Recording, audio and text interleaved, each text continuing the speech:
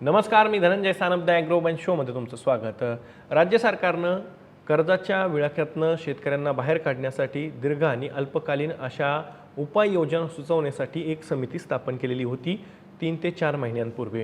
ही समिती का स्थापन करण्यात आलेली होती तर शेतकऱ्यांना सातत्यानं कर्ज जे काही किंवा कर्जबाजारी शेतकरी होत आहेत त्यातनं बाहेर काढण्यासाठी उपाययोजना या समितीच्या मार्फत सुचवण्यात येणार होत्या. दरम्यानच्या काळात राज्य सरकारनं म्हणजेच मुख्यमंत्री देवेंद्र फडणवीस यांनी अर्थसंकल्पात शेतकऱ्यांना 2 लाखांपर्यंतचं कर्ज हे माफ करण्याची घोषणा केलेली आहे आणि त्यासोबतच 50,000 रुपयांपर्यंतचं प्रोत्साहनपर अनुदान हे नियमित कर्जाची परतफेड करणाऱ्या शेतकऱ्यांना देण्यात येईल अशा पद्धतीची घोषणासुद्धा त्यांनी केलेली आहे. पण एप्रिल महिन्यात या समितीच्या शिफारशी ह्या राज्य सरकारला सादर होणार होत्या आणि त्याची तारीख 2 एप्रिल होती अशी प्राथमिक माहिती ही समोर आलेली होती. परंतु याच परदेशी समितीचा अहवाल मात्र आता 15 एप्रिल रोजी राज्य सरकारला सादर केला जाणार आहे आणि त्यानंतर म्हणजेच या समितीचा अहवाल सादर झाल्यानंतर मुख्यमंत्री देवेंद्र फडणवीस मंत्रिमंडळाच्या बैठकीत हा अहवाल मांडतील, त्याची मंजुरी घेतील आणि त्यानंतर या शिफारशीनुसार कर्जमाफीची प्रत्यक्ष कार्यवाही ही सुरू होण्याची शक्यता आहे. मग कर्जमाफीसाठी नेमक्या अटी काय लागण्याची शक्यता आहे? शर्तीचं राजकारण पुन्हा एकदा पुढे येणार का? शेतकऱ्यांना कर्जमाफी देताना राज्य सरकार आकारता हात घेणार का? राज्य सरकार शेतकऱ्यांची किती हजार कोटी रुपयांची कर्जमाफी करण्याची शक्यता आहे? या सगळ्यांची माहिती आपण आजच्या द ॲग्रो बन शोमध्ये घेणार आहोत, त्यामुळे तुम्ही व्हिडिओ शेवटपर्यंत नक्की बघा. 30 सप्टेंबर 2025 पर्यंत शेतकऱ्यांचं जे थकीत कर्ज असेल, अर्थात ते पीक कर्ज असावं लागेल, ते कर्ज जे थकीत असेल त्यापैकी 2 लाख रुपयांपर्यंतची कर्जमाफी ही शेतकऱ्यांची केली जाईल. त्यासोबतच 50,000 रुपये प्रोत्साहनपर अनुदान हे नियमित कर्जाची परतफेड करणाऱ्या शेतकऱ्यांना दिलं जाईल अशा पद्धतीची घोषणा राज्याचे मुख्यमंत्री देवेंद्र फडणवीस यांनी अर्थसंकल्पामध्ये 2026-27च्या केलेली आहे आणि त्यामुळे शेतकऱ्यांना कर्जमाफी कधी मिळणार याच्याबद्दलची प्रतीक्षासुद्धा आहे. पण पुण्यश्लोक अहिल्यादेवी होळकर शेतकरी कर्जमाफी योजनेची अंमलबजावणी ज्याच्या आधारे होणार होती, ज्यातली सगळ्यात महत्त्वाची मेक आहे ती म्हणजे परदेशी समिती या समितीच्या शिफारशी. कारण या शिफारशी आल्याशिवाय कर्जमाफी केली जाणार नाही हे स्पष्टपणे मुख्यमंत्र्यांनी आणि राज्य सरकारच्या विविध मंत्र्यांनी सांगितलेलं आहे आणि त्यामुळे या समितीच्या शिफारशी नेमक्या कधी येत आहेत याकडेही शेतकऱ्यांचं आणि आपल्या सगळ्यांचंच लक्ष होतं. खरं तर 2 एप्रिल रोजी या समितीचा जो काही अहवाल आहे तो राज्य सरकारला सादर केला जाईल अशा पद्धतीची शक्यता मांडली जात होती. आपण त्याचाही आढावा घेतलेला होता की मागच्या 3-4 महिन्यांमध्ये या समितीनं नेमकं काय काय केलेलं आहे. आता एक माहिती अशी समोर येते की 15 एप्रिल रोजी राज्य सरकारला ही समिती त्यांच्या ज्या काही शिफारशी आहेत त्या शिफारशी सादर करणार आहे आणि त्यानंतरच राज्याचे मुख्यमंत्री या शिफारशी ह्या सहकार विभागाशी चर्चा करून मंत्रिमंडळात ठेवतील आणि त्यानंतर मंत्रिमंडळाची मंजुरीसुद्धा त्यासाठी घेतली जाणार आहे आणि त्यानंतरच शेतकऱ्यांच्या कर्जमाफीची प्रत्यक्ष अंमलबजावणी केली जाणार आहे. अर्थात राज्याचे महसूल मंत्री चंद्रशेखर बावनकुळे यांनी एक प्रकारे आधीच संकेत दिलेले आहेत की कोणत्या शेतकऱ्यांना कर्जमाफी दिली जाणार आहे, तर त्यामध्ये गरीब आणि गरजूवंत जे शेतकरी आहेत त्यांनाच कर्जमाफी दिली जाणार आहे.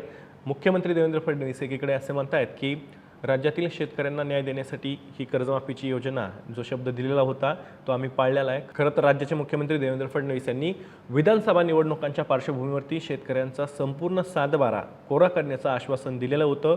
तुम्हाला तो व्हिडिओ आठवत असेल.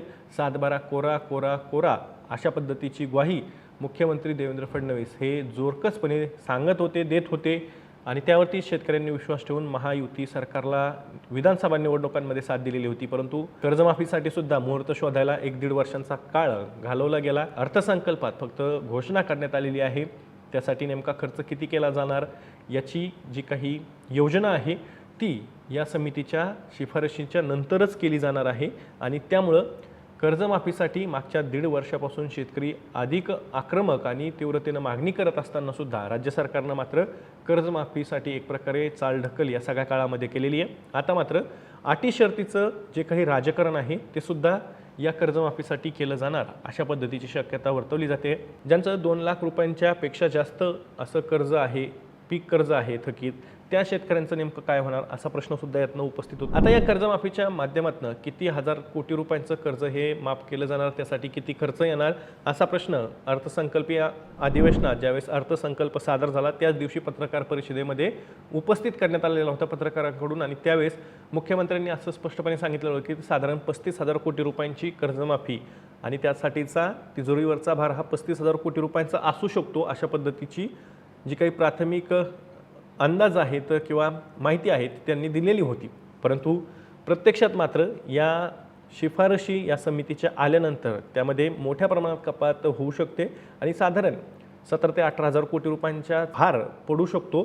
त्यामुळे मोठ्या प्रमाणात जर का आपण बघितलं तर 2017 आणि 2020-21ची जी काही कर्जमाफी होती त्या दोन्हीमधून शेतकरी हे मोठ्या प्रमाणात वंचित आहेत. 2017-18च्या कर्जमाफीपासून जवळपास राज्यातले 6.5 लाख शेतकरी अद्यापही वंचित आहेत. काही शेतकरी हायकोर्टमध्ये गेलेले होते, त्या शेतकऱ्यांनाच फक्त राज्य सरकारनं कर्जमाफी दिलेली आहे. परंतु बाकीच्या शेतकऱ्यांसाठीचा जो काही कर्जमाफीचा त्यांचा आग्रह आहे त्याबद्दलची म्हणजे ते पात्र असूनही त्यांना ती मिळालेली नाही आहे.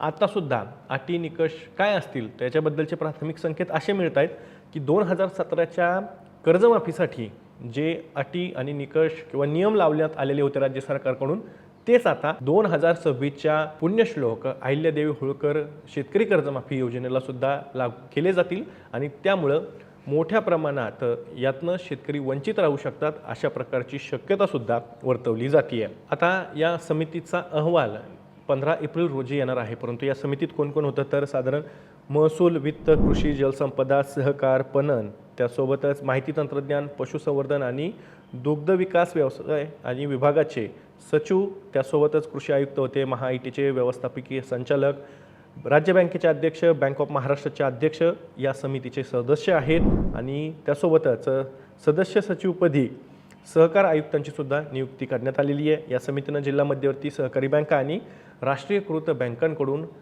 थकीत कर्जदार जे आहेत त्यासोबतच नियमित कर्जाची फेड करणारे शेतकरी आहेत त्यांची माहिती ही मागवलेली आहे. त्यासाठी यादीसुद्धा राज्य सरकारनं मागून घेतलेली आहे, अर्थात या समितीनं मागून घेतलेली आहे. या यादीनुसार पुढच्या शिफारशी ही समिती 15 एप्रिल रोजी राज्य सरकारला सादर करणार आहे.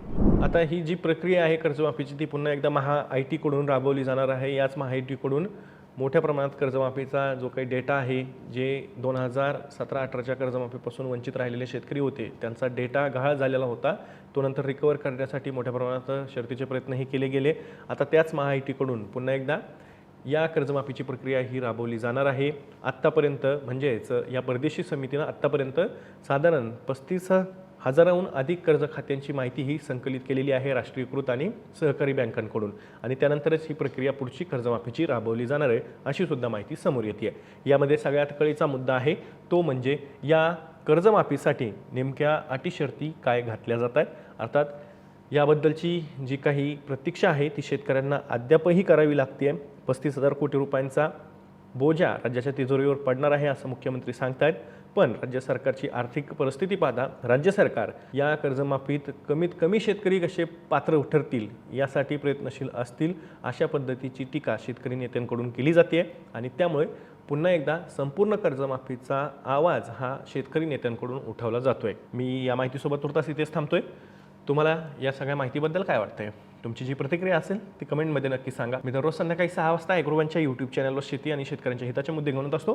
त्यामुळे तुम्ही अजूनही ॲग्रोवनच्या यूट्यूब चॅनलला सबस्क्राईब केलं नसेल तर लगेच सबस्क्राईब करा. व्हिडिओ जास्तीत जास्त शेतकऱ्यांपर्यंत पाठवण्यासाठी व्हिडिओला लाईक आणि शेअर नक्की करा. आपण पुन्हा भेटू. तोवर तुम्ही तुमची आणि तुमच्या जवळच्या माणसांची काळजी घ्या.